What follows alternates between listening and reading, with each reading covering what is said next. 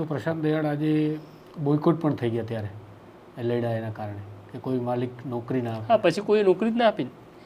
એ ગાળો બહુ ખરાબ હતો. એના પછી પણ જ્યારે નોકરી છૂટી ગઈ, મને એવું હતું મને કામ તો મળી જ જાય ને. આપણે કેટલું બધું કામ કર્યું, આપણે આપણા કામને કારણે ઓળખાય. પણ એ ત્યારે યાદ ના આવ્યું કે હું માલિક સામે લડ્યો. માલિક સામે લડો તો બીજા માલિક પણ નોકરી ના આપે. કારણ કે આવો પત્રકાર તો કોઈ નથી ગમતો, માલિક સામે લડે. પછી નોકરી ના જ મળી.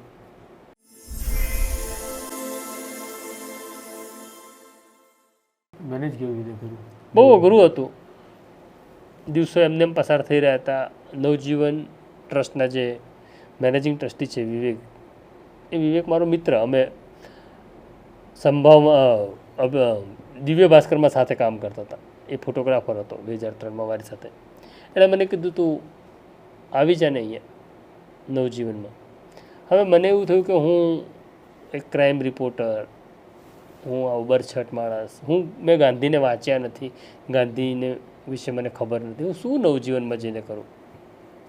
લાંબો ટાઈમ થયો, મેં જવાબ ના આપ્યો. મારો મિત્ર છે ઉર્વિશ કોઠારી, એણે મને કીધું કે તું કેમ નથી જતો? હું જો યાર, હું દારૂ પીવું છું, હું આવો માણસ છું, મારે ને ગાંધીને શું લેવા દેવા.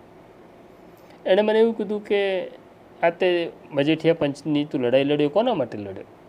હું તો પત્રકારો માટે.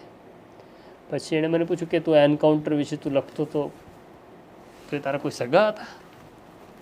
હું કીધું ના, માણસની વાત હતી. આમ કરીને એને મને 8-10 વસ્તુ એવી સમજાવી કે આ બધું તું જે કરે છે ને એ ગાંધી છે, આ ગાંધીનું કામ છે. ગાંધી ક્યાં પોતાના માટે લડતો, ગાંધી લોકો માટે લડ્યો હતો. તું એવું કહે છે કે તું દારૂ પીવે છે, તું સાચું બોલે છે. અહીંયા કેટલા બધા દારૂ પીવે છે બધા. ગાંધી દમ નહોતો કરતો, તું નથી દમ કરતો, તું જા, તારાથી છૂટે તો સારું છે, ન છૂટે તો કોઈ વાંધો નહીં. પણ ગાંધી આખો નહીં થાય કોઈ દિવસ. ગાંધી ટુકડામાં જ મળે છે, દરેકમાં ગાંધી જીવે છે. પછી હું નવજીવનમાં જોડાયો. પછી શું કરવું એ પણ એક સમસ્યા હતી. ત્યાં એક આઈપીએસ અધિકારી સાથે મુલાકાત થાય છે, જેલ એસપી હતા સુનિલ જોશી. એ નવજીવન આવ્યા હતા. તો સાબરમતી જેલમાં ગાંધી ભણાવવાની શરૂઆત કરી. એ પણ એક ચમત્કાર છે કે પ્રશાંત ગાંધી ભણાવે, અને પણ કેદીઓને, એ પણ કેદીઓને. પછી ગાંધીની પરીક્ષા લેવાની શરૂઆત કરી. સાબરમતી જેલની અંદર પત્રકારત્વ ભણાવવાની શરૂઆત કરી. નવજીવનમાં પત્રકારત્વની એક સ્કૂલ શરૂ થાય છે. આમ ચાલ્યું બધું. દરમિયાનમાં એક મારા મિત્ર એક પોર્ટલ શરૂ કરવા માગતા હતા, મેરા ન્યૂઝ જેનું નામ છે. બહુ સરસ ચલાવ્યું અમે, અમારા સંતાન તરીકે અમે ઉછેર્યું. પણ સરકારને ખબર પડી ગઈ કે આ પ્રશાંત દયાળ પાસે તો પૈસા છે જ નહીં, તો કોણ છે એના પાછળ? તો માલિકો ઉપર કેસ કર્યા, એ પણ બંધ થઈ ગયું. પછી પણ પ્રશાંત દયાળ વગર પૈસે ચલાવ્યું. હા, ચલાવ્યું. અને આજે વગર પૈસે નવજીવન ન્યૂઝ પણ ચાલે છે, તમારા જેવા મિત્રો છે. પૈસા તો આજે પણ નથી. પણ પ્રશાંત દયાળના વ્યક્તિત્વની અંદર જે છે એ ઘણા બધા ચડાવ ઉતાર આવ્યા, જે કેટલાક તો હું જાણું છું, દર્શકો નહીં જાણતા હોય, એટલે તબક્કાવાર એની હું વાત લાવીશ. કારણ કે જેલમાં પ્રશાંત દયાળ જે કામ કરવા માટે પહોંચે છે નવજીવન વતી, તેનો જેલ પ્રોજેક્ટ શરૂ થાય છે, તમે કીધું આ બધી વાતો પછી પ્રશાંત દયાળ ધીરે ધીરે ધીરે ધીરે છે એનું એક પત્રકારત્વની દિશા પણ બદલાઈ. કેટલી સાચી વાત? કેવી દિશા એટલે? એક જર્નલિઝમમાં માનો કે પહેલાં તો બંદીવાનો વિશે કોઈ વિચારતું નહોતું. પ્રશાંત દયાળ અંદર ગયા, એમને ઘણી બધી ઘટનાઓ જોઈ, પછી એમના જર્નલિઝમની અંદર એક એવી વાત આવી. એમ તો જીવતી વાર્તા પહેલેથી પ્રશાંત દયાળ લખતા હતા, પણ એક એવી વાત આવી કે જેની અંદર દરેક ખૂણે માનવતા જોઈને આગળ વધવાનું, અન્યથા સ્ટોરી છોડતા પણ પ્રશાંત દયાળને મેં જોયા છે. આ બધું જેલના અંદરના અનુભવોના કારણે. હા, 2016માં જ્યારે મેં પહેલી વખત નવજીવન ટ્રસ્ટ વતી જેલમાં જવાની શરૂઆત કરી, એટલે પહેલાં તો હું આને બહુ ધૃણા કરતો હતો જેલની, કે અહીંયા રહેનારા બધા રીઢા ગુનેગારો છે અને આ લોકો આ જ સજાને લાયક છે. અંદર ગયા પછી પહેલી વખત સમજાયું, પહેલી વસ્તુ એ સમજાઈ કે આ જેને હું રીઢા ગુનેગાર માનું છું એમાંના 98% તો જિંદગીની પહેલી અને છેલ્લી ભૂલમાં આવ્યા છે. આ કે 98% લોકો રીઢા નથી. કોઈકની સાથે પાણી વાળવાનો ઝઘડો થયો, કોઈકને 500 રૂપિયા ઉધાર આપ્યા તો નહોતા, એ લેવા માટે ઝઘડો થયો, એમાં માણસ મરી ગયો. ગરીબ લોકો છે, જિંદગીની કઈ ભૂલ એમને અહીંયા લઈ આવે છે ખબર નથી. ઘણા તો એવા છે કે જેમણે ક્રાઇમ પણ નથી કર્યો, છતાં સિસ્ટમને કારણે અંદર આવી ગયા છે. બીજું હતું કે મુસલમાનો બહુ ક્રિમિનલ હોય છે, એવું હું પણ માનતો હતો. તો 2% મુસલમાનો પણ જેલમાં નથી. તો જિંદગીને જોવાનો, જિંદગીને સમજવાનો આખો અભિગમ આ કેદીઓએ બદલે. એટલે હું કાયમ એવું કહું છું કે કેદી સુધારણા માટેની આખી જે વાત છે ને, આમાં તો હું બદલાયો, આ કેદીઓએ મને બદલ્યો. મને કેદીએ બીજો પણ માણસ છે ને એ સમજાવ્યો. એના પ્રશ્નો પણ આપણે આપણી ખુરશીમાં બેસીને એની ખુરશીમાં બેસીને પ્રશ્નો જોવાનો. આ આપણા માટે સ્ટોરી નથી, માણસ છે.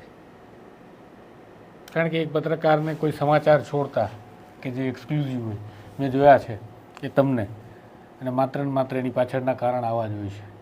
એટલા માટે મને આ સવાલ થયો. પણ તમે જેમ કીધું એમ કે મુસ્લિમ વધારે જેલની અંદર હોય છે, અથવા તો તેઓની અંદર ગુનાખોરીનું પ્રમાણ વધારે છે, એવું તમે પોતે પણ માનતા હતા. એક સમયગાળો હતો અમદાવાદની અંદર લતીફના સમયગાળાની અંદર પ્રશાંત દયાળ અને લતીફ એકબીજાને ઓળખે, એકબીજાના મિત્રો બને, એમના વિશેની અંગત વાતો ખબર પડે. આ ગાળો કેવો હતો? નહીં, આજે પણ હું કહું છું કે જે લતીફ ગેંગના માણસો છે, બરાબર છે, 27-28 વર્ષ થઈ ગયા એમને જેલમાં. આજે પણ છે જે મળે છે. એમાં એક શબ્બીર ભાઈ છે, શબ્બીર ચાચાને નામથી અમે ઓળખીએ છીએ. શબ્બીર ચાચા કહે છે આવ્યો ત્યારે 40 નહોતો, આજે 66 થઈ ગયા છે. શબ્બીર ચાચા બહુ સારા શાયર છે. એટલે હવે મનમાં એવું થાય છે કે સજા આપવી જોઈએ જેણે ક્રાઇમ કર્યો, પણ કેટલી સજા? કંઈક નિયમ, કંઈક માપ તો રાખો. તો અમને જોઈને હવે દયા આવે છે, કારણ કે ઘણા બધા હવે વ્હીલચેરમાં આવી ગયા છે. એટલે ઘણા લોકો એવા પણ પ્રશ્ન કરે છે કે તમે આ કેદીઓના માનવ અધિકારની વાત કરો છો, પણ એમણે ક્રાઇમ કર્યો એનું શું? તો હું એવું કહું છું કે ડૉક્ટર આવું નથી વિચારતો કે એની પાસે આવનારો દર્દી કોણ છે. એની પાસે દર્દી જ છે.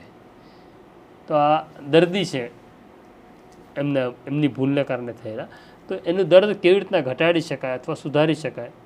કારણ કે આમને પાછા સમાજના મૂળ પ્રવાહમાં તો લાવવા પડશે ને.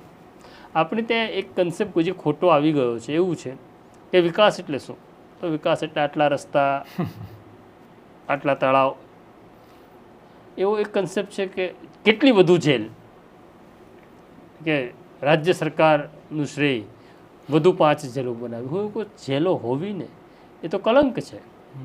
જેલ ન હોય એ આદર્શ વ્યવસ્થા છે. તેલંગાણા સરકાર એટલું બધું સરસ કામ કર્યું 2 વર્ષ પહેલાં કે એમને 6 જેલ બંધ કરી દેવી પડી, કારણ કે એમની પાસે કેદી નથી. તો આપણે જેલ કેવી રીતના ખાલી થાય એ દિશામાં કામ કરવું પડશે. અને સરકાર નથી કરતી, પણ હું કે મારા જેવા 2, 5, 10, 50 લોકો એવું નાનું કામ કરીએ છીએ કે આ જેલ કેવી રીતના ખાલી થાય, આ લોકો પાછા કેવી રીતના આપણી સાથે કામ કરતા થાય, લોકો આમને એ ગુનેગારની રીતે ન જુએ. કારણ કે સૌથી મોટો પ્રોબ્લેમ આ જેલમાં રહેલા લોકોને એવો છે, જ્યારે બહાર ફરે છે ને ત્યારે સમાજ સ્વીકારવા તૈયાર હોતો નથી, અને સમાજ નથી સ્વીકારતું એટલે એમને પાછું એ જ દુનિયામાં જવું પડે છે. મને જ્યાં સુધી ખબર છે, ટેરરિઝમ એક્ટિવિટીમાં સંકળાયેલો એક વ્યક્તિ જેલમાં બંધ હોય અને એના સુધી પ્રશાંત દયાળનું પહોંચવું, કે નિમિત્ત બનવું પ્રશાંત દયાળનું, એવું વધારે સારું લાગશે. હું કહીશ કે એના સુધી ગાંધીનું પહોંચવું, પણ પ્રશાંત દયાળને નિમિત્ત બનાવીને. તો આ કોઈક એવું પણ કહી શકાય કે આ ઈશ્વરીય મેસેજ પણ હોઈ શકે કે તમને એક મેસેન્જર દૂત બનાવીને મોકલે, કે જેમાં એ વ્યક્તિ એવું કહે કે આ પુસ્તક મારી પાસે વહેલું આવ્યું હોત તો આજે હું અહીંયા ના હોત. જેણે 2008ની અંદર જે ઇન્ડિયન મુઝાહિદીન નામનું જે ઇસ્લામિક સ્ટુડન્ટ મુવમેન્ટ આખું ચલાવતા હતા, એ લોકોએ બ્લાસ્ટ કર્યા અમદાવાદમાં અને 56 લોકોના મોત થયા. અમે ગાંધી પરીક્ષા લીધી. એ ગાંધી પરીક્ષામાં એ લોકો એ જ ગ્રુપ જેની સામે આ આરોપ છે, એ લોકો જ 1 થી 3 નંબર લઈ જાય, અને એમાં બીજા નંબરે આવનાર, જેને આપણે ટેરરિસ્ટ કહીએ છીએ, એ ઇનામ લેવા આવે સ્ટેજ ઉપર, ત્યારે એના હાથમાં ગાંધીની આત્મકથા હોય, અને એવું કહે કે જો તમે વહેલા આવ્યા હોત મારી પાસે આ પુસ્તક લઈને તો હું અહીંયા ના હોત. તો આ મોટી વાત છે. અને મેં દિવસે એવું કહ્યું હતું પછી કે આમાં વાંક તારો નથી, વાંક અમારો છે કે અમે તમારી પાસે ગાંધી લાવવામાં મોડો કર્યો. અમે જો વહેલા તમારી પાસે ગાંધી લઈ આવ્યા હોત તો આવું તમે આવું કર્યું પણ ના હોત. આટલા બધા લોકોને મારી નાખનારને એવું લાગે કે આ હિંસાનો રસ્તો જ ખોટો છે, તો ગાંધી જ કરી શકે. પણ આ ગાંધીની દુનિયા, ગાંધી સાથે અત્યારે પણ તમે કામ કરો છો, અત્યારે પણ જેલ પ્રોજેક્ટ ચાલે છે. પણ આ તમામ બાબતોની વચ્ચે ફરીથી એક ભૂતકાળનો સવાલ એ થાય કે પ્રશાંત દયાળ જ્યારે પાછળ વળીને જુએ છે પોતાના જીવન વૃત્તાંતને, કેવું લાગે?